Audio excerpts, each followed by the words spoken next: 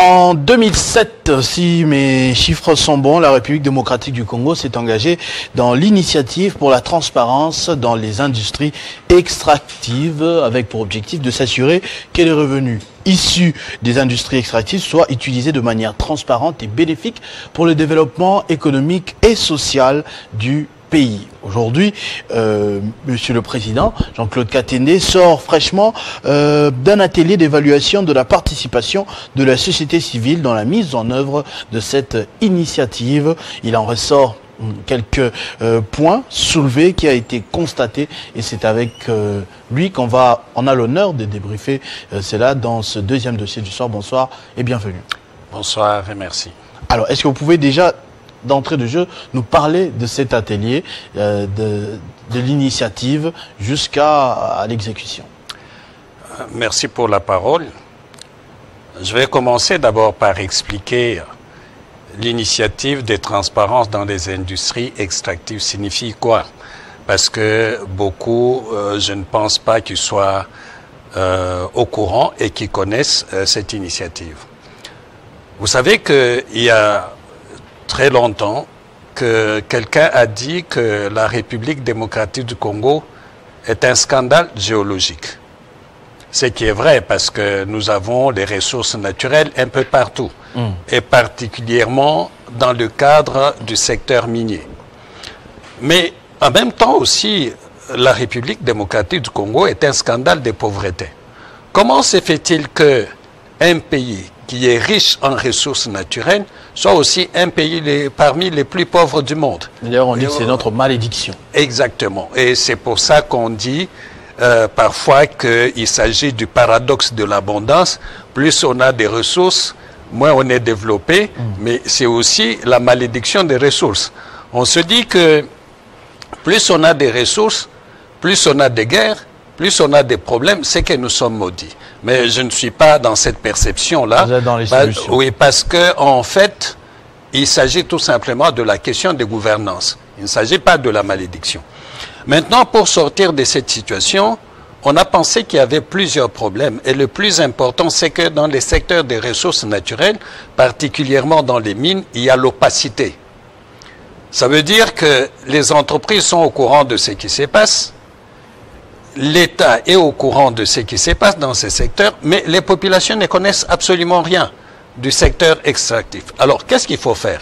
Il faut prendre les informations de ces secteurs, les mettre à la disposition des citoyens pour que, étant au courant de ce qui se passe, qu'ils demandent des comptes aux gouvernants. Comment vous gérez les secteurs? L'argent qui vient de là, comment est-ce qu'il est géré? Et c'est pourquoi on a mis l'initiative de transparence des industries extractives en place. Et cette initiative a pour principale mission de pouvoir prendre les informations du contexte, les informations sur ce que les entreprises payent, ce que l'État reçoit, de les mettre à la disposition des citoyens. Et dans le cadre de son fonctionnement, vous avez trois parties prenantes. Vous avez les entreprises extractives et dans le cas de la République démocratique du Congo, vous avez les entreprises minières, vous avez les entreprises forestières, les entreprises pétrolières, je voulais dire. En dehors des entreprises, vous avez les institutions publiques, le gouvernement et le Sénat et l'Assemblée nationale. Et à côté de ces deux, vous avez les organisations de la société civile. Et à des périodes fixées par le Conseil d'administration international, parce que l'ITIE, c'est une initiative internationale dont l'intégrité est vérifiée régulièrement dans les pays de mise en œuvre par le Conseil d'administration. Et pour ce qui concerne la République démocratique du Congo, notre pays va être évalué en 2026, en janvier. Mais entre-temps, chaque partie prenante peut évaluer sa participation à cette initiative. Et dans les cas d'espèces, l'évaluation dont vous avez parlé, l'atelier en question, était orientée vers l'évaluation de notre participation, nous en tant que société civile, à cette initiative. Est-ce que nous sommes satisfaits en tant qu'acteurs de la société civile de notre participation à l'ITIE? Et en même temps, nous regardons aussi aux engagements des autres parties prenantes, notamment le gouvernement, parce que c'est le gouvernement qui met en œuvre. Vous l'avez dit, notre pays a souscrit à cette initiative en 2006, avec la déclaration qui avait été faite par le vice-président, M. Jean-Pierre Bemba, à l'époque. Et aujourd'hui, nous avons plusieurs années dans cette initiative. Et la dernière évaluation de la République démocratique du Congo date de 2022, où nous avons eu, en termes de gouvernance des ressources naturelles, nous avons eu 85 points, ce qui est énorme. Mais entre-temps, nous avons constaté que du côté du gouvernement, en dépit de ces efforts, de ces résultats importants, nous avons constaté qu'il y a un relâchement dans les chefs du gouvernement. Le gouvernement qui est parmi les trois parties prenantes. Qui est parmi les trois parties prenantes, mais qui est aussi le garant de la mise en œuvre au Congo.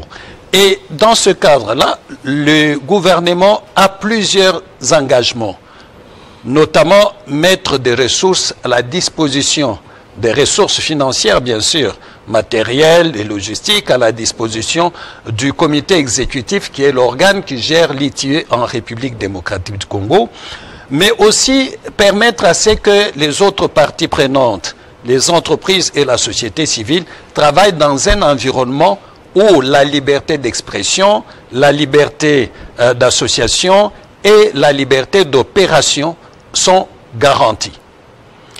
Et nous, on a fait cette évaluation et du côté du gouvernement, nous avons constaté que le gouvernement, ça fait 6 mois que le gouvernement de la République démocratique du Congo ne donne plus l'argent à l'ITIE.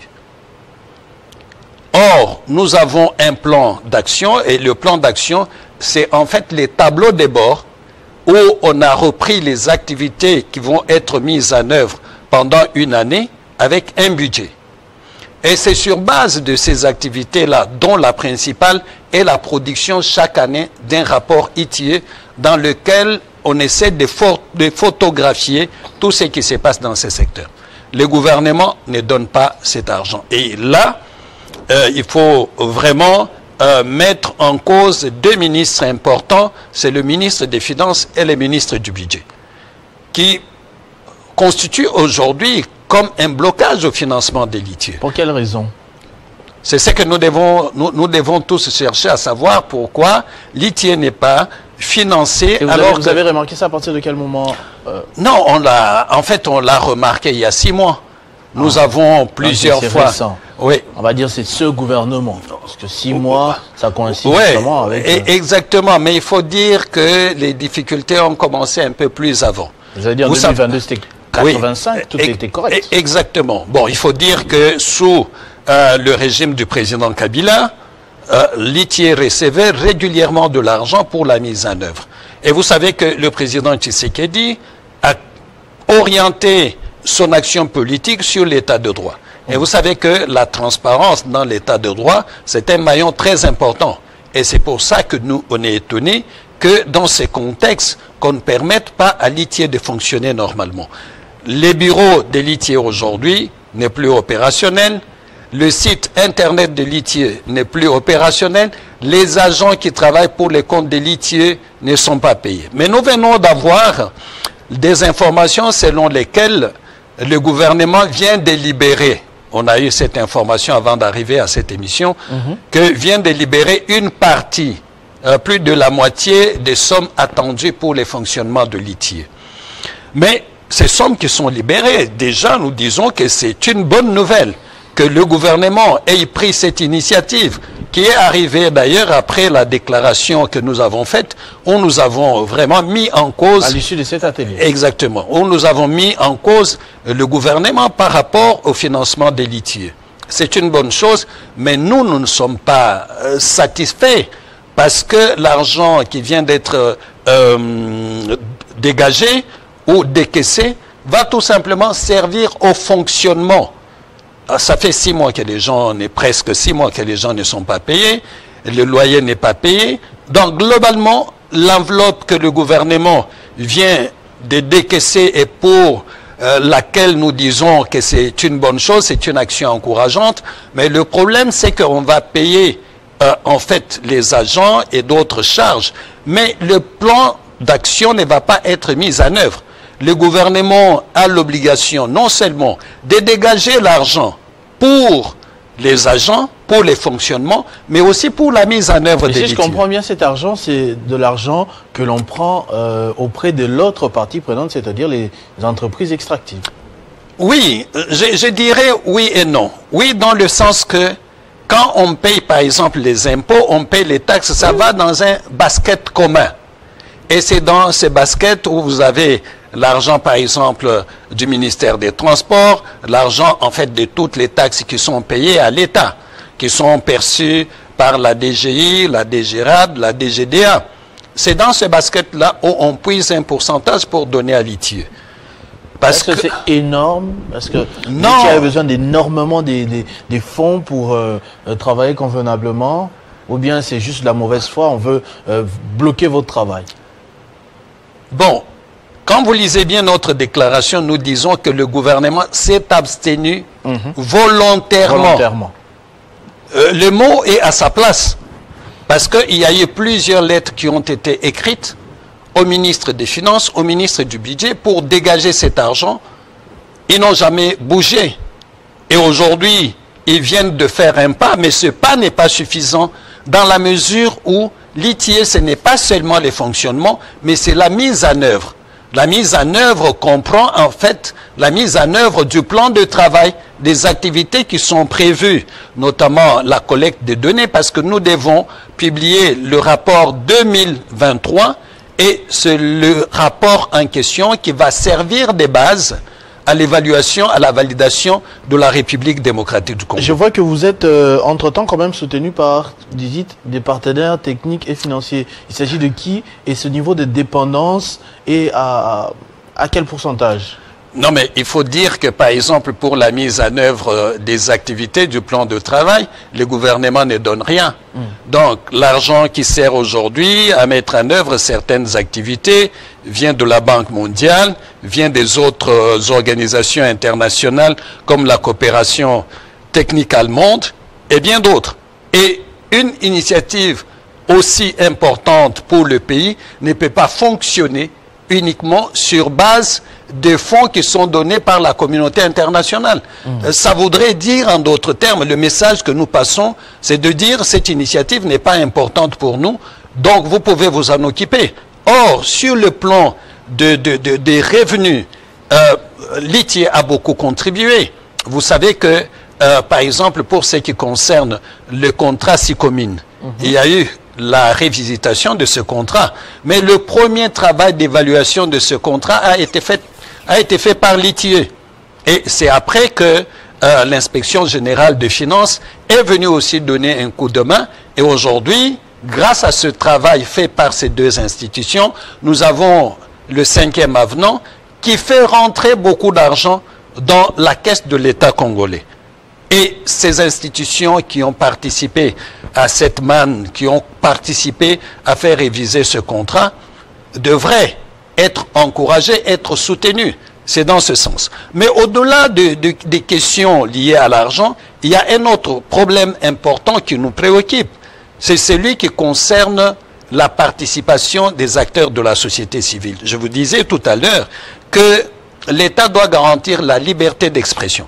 Ça veut dire que nos militants doivent parler sans tabou, bien sûr, dans le cadre de loi de la République, sur les questions qui concernent les mines. Mais aujourd'hui, nous avons 3 amis qui sont inquiétés à Lubumbashi, à Fungurume et à Kolwezi, à cause tout simplement du fait que certains dénoncent des questions liées à l'environnement qui est pollué dans le Katanga. D'autres sont menacés tout simplement parce qu'ils se sont opposés à la corruption dans le cadre, n'est-ce pas, de la délocalisation de certains Congolais dans les périmètres où l'entreprise Tenke Fungurume a construit une usine de fabrication d'acide. Et un autre ami à Kolwezi, lui, il a été menacé, même interpellé par la justice, à cause du fait tout simplement qu'ils ont dénoncé la pollution. Or, vous le savez bien, les entreprises minières, si elles ne sont pas contrôlées, ne peuvent pas travailler de manière correcte. Et quand vous allez dans... passer le gain avant... Exactement, parce que pour les entreprises, c'est investir peu, gagner plus et en peu de temps. Exactement. Mais nous savons que les minerais, par exemple, c'est une substance qui est épuisable. Un jour, il n'y aura pas de minerais en République démocratique du Congo. Mais il est important que notre environnement soit préservé, que les générations futures viennent trouver un environnement dans lequel ils peuvent vivre totalement. Et c'est pour ça que nous avons demandé au gouvernement de prendre des mesures pour que nos collègues qui sont menacés aujourd'hui, que les menaces cessent, parce que dans quelques mois, le Congo va être soumis à la validation et la validation va évaluer aussi la participation de la société civile. Oui. Est-ce qu'elle participe de manière indépendante? Est-ce qu'elle participe de manière active et efficace? Et si cette participation n'est pas remise dans l'état où le Congo doit être bien noté, le pays risque la suspension. Il y a eu des recommandations, justement. C'est parmi les recommandations. Il y a eu des recommandations pour la Première ministre, mais aussi pour le comité exécutif de l'ITIE. Exactement. Pour la Première ministre, nous avons notamment demandé de mettre des fonds à la disposition de l'ITIE. Mais il y a une question que je n'ai pas abordée, c'est que en 2009, la République démocratique du Congo a pris un décret qui crée, organise et fait fonctionner l'ITIE. Donc, si vous partez de 2009 à aujourd'hui, il y a beaucoup de choses qui se sont passées. La norme ITIE, qui est le standard qui permet d'évaluer la gouvernance et la redevabilité dans les secteurs des ressources naturelles, a vraiment dépassé ces décrets. Et depuis 2012, nous avons commencé à discuter de changer ces décrets. Parce que ces décrets est en retard par rapport à la norme actuelle, mais aussi en retard par rapport aux pratiques même du comité exécutif de l'ITIE en RDC. Et je vous assure que jusqu'aujourd'hui, ces décrets, depuis 2012, qu'on discute de ces décrets, aucun Premier ministre ne l'a signé. Et nous avons demandé à Madame la Première ministre de pouvoir signer ces décrets pour permettre quand même que notre pays ait un outil de gouvernance de l'ITIE adapté à la situation internationale, mais aussi à la situation actuelle. Et au comité exécutif, nous avons insisté sur le fait qu'il faut que le comité exécutif prenne des mesures qui protègent les acteurs de la société civile dans le cadre de leurs activités. Et là, les collègues dont je vous ai parlé sont inquiétés à cause du fait que leurs activités dans les secteurs extractifs dérangent certaines entreprises ou certaines personnes. Or, la norme ITIE exige à ce que les acteurs de la société civile que nous sommes, nous puissions user de notre liberté d'expression, mais aussi de la liberté d'association. C'est-à-dire que nous puissions être à mesure, comme on l'a fait lors de l'atelier. Vous voyez qu'il y a eu plusieurs organisations qui se sont mises ensemble. Il y a eu aussi des journalistes, étudiants. Exactement. Oui. Exactement. Et vous voyez, il y a une diversité de participants. Pourquoi? Je le dis souvent. Aujourd'hui, vous ne pouvez pas gérer, en tant que président, ministre ou qui que ce soit, le pays sans maîtriser les secteurs des ressources naturelles. Parce que tous les problèmes du Congo viennent de là et viendront toujours de là. Et c'est pour ça que tous les Congolais, que vous soyez autorité ou simple citoyen, vous devez maîtriser les secteurs des ressources naturelles. Nous allons vers le monde virtuel. Et vous savez que dans le cadre de la transition énergétique, par exemple, la République démocratique du Congo a beaucoup de matières qui rentrent dans cette transition. Ça veut dire que la guerre que nous avons aujourd'hui, elle n'est pas la première et elle ne sera pas la dernière. Pourquoi? Parce que les minéraux que nous avons, les ressources que nous avons, vont attirer toujours des combats, vont attirer toujours des rivalités parce que les gens voudront le prendre de force. Donc il est important que d'abord les citoyens, au-delà d'avoir les forces armées vraiment performantes, il est important d'abord que les Congolais eux-mêmes maîtrisent qu'est-ce qu'ils ont et quels sont les risques que nous courons avec toutes les richesses que nous avons aujourd'hui. Ça c'est très bien. Merci en tout cas de nous avoir éclairé quant à cela. Est-ce qu'il y a une prochaine étape, un message à lancer au public Non, les messages que je puisse lancer d'abord aux autorités, c'est que la transparence, elle est importante parce que c'est elle qui garantit la confiance entre les citoyens et les dirigeants. Dans un régime où il n'y a pas de transparence, il n'y a pas de confiance non plus. Quand un régime est transparent, on peut alors lui faire confiance parce qu'on met tout sur la table, chacun peut voir et chacun peut se décider. Et donc, appuyer la transparence, appuyer l'ITIE par le gouvernement, c'est quelque chose de crucial. Parce qu'un pays qui méprise la transparence, ce n'est pas un pays civilisé à notre époque aujourd'hui. Et cela a des conséquences dans la mesure où les investisseurs sérieux ne viendront jamais dans un pays opaque.